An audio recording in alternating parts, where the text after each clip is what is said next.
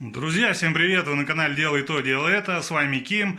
И сейчас буквально еще немного я вам расскажу новые сведения о затерянных землях в королевстве The Ants of the Ground Kingdom.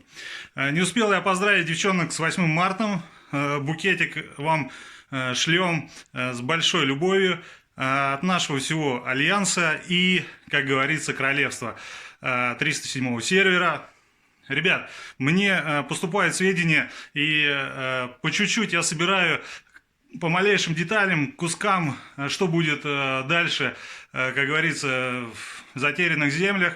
И сейчас я немножко состыковал, значит, из того, что есть, и сейчас сделаем новый видос, и вы все это увидите вместе со мной. Погнали! Так, друзья, продолжаем. Донеслась до меня инсайдерская информация, в которой мы сейчас подробненько разберем небольшие куски из нововведения про затерянную землю. Мы видим, значит, как выглядит эта земля, и видим то, что она разделена штатами, как в Америке, или как в России, это области. Как нам известно из последнего видео, описании я оставлю ссылку на него, предыдущем я рассказывал, ожидается, что сезонная версия будет выпущена в конце марта или начале апреля. Эта версия является бета-версией. После релиза разработчики обновят и оптимизируют игровой процесс сезона в течение нескольких раундов на основе отзывов игроков самой бета-версии игры. Как только мы знаем, что идет период регистрации, 7 дней, лидер Альянса зарегистрировал членов-участники, а у нас появляется сезонный чат. В этом чате мы видим то, что альянсы могут общаться между собой, и все игроки, которые там зарегистрировались, и также будет внутри альянсовый чат отдельный, и всей зоны. Также можно менять языки, на которых мы можем общаться, по умолчанию там английский, вот, и все могут общаться. Если и команда не смогла зарегистрироваться или по правилам каким-то не прошло регистрацию, по правилам выкидывает альянс, то этот чат в течение там, определенного времени он исчезает, то есть у всего альянса. И игроки перестают возможность пользоваться альянсовым чатом таким сезонным.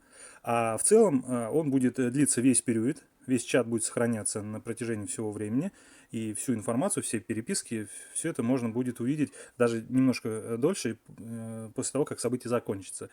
Точное время не уточняется пока, но это не столь важно сейчас. Что мы видим дальше? Также мы видим, что поделилось на области, и видим вот такие кружочки, да, интересные. Что это за кружочки? Желтый, красный, синий, фиолетовый. Давайте я вам объясню. Здесь в начале Альянс может зарегистрировать, как мы знаем, состояние рождения в каждом секторе. Может зарегистрировать только R5. Вот, допустим, выбирает R5 область свою и регистрирует ее, зарождает свой альянс в этой точке, в этой области. Как я уже говорил, под красными кружками это те области, которые регистрируют игроки из 8 альянсов. То есть, если ты сам не зарегистрировал его, то бот выберет автоматом возможность распределения оставшейся по умолчанию эти области. Регистрация, как с момента начала регистрации, надо отслеживать время, если ты хочешь первым выбрать какую-то конкретную область из красных кружочков. То есть нельзя выбрать желтую, синюю, фиолетовую, потому что синие это кружочки, это ресурсные здания, фиолетовые это центральное здание, которое необходимо захватить для того, чтобы победить в этой гонке, в сезонной.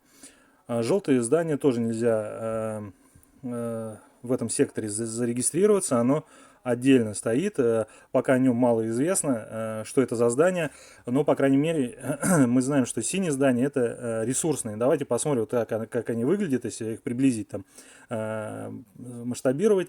Вот таким образом выглядит, значит, места, где будут зарождаться ваши муравейники альянсов, вот их 9 штук.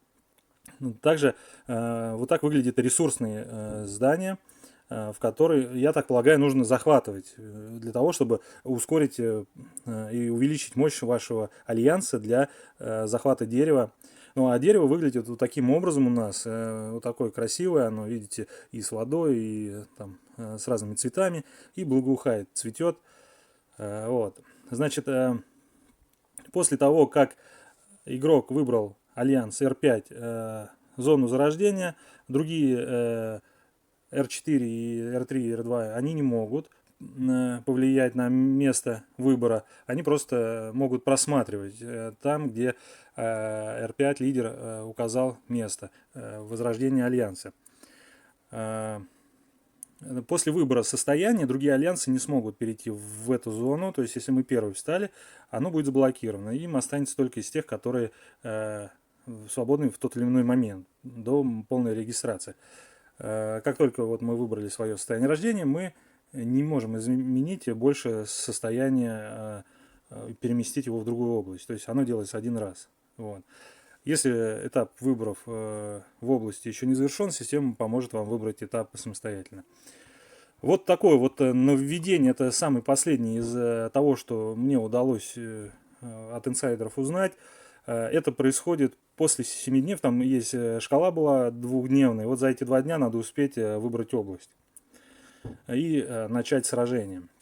Ну что ж, ребята, вот такая информация. Если она вам понравилась, ставьте лайки, пишите в комментариях свое мнение. Не забудьте подписаться, если хотите увидеть самую последнюю информацию на канале. Ну а с вами был Ким.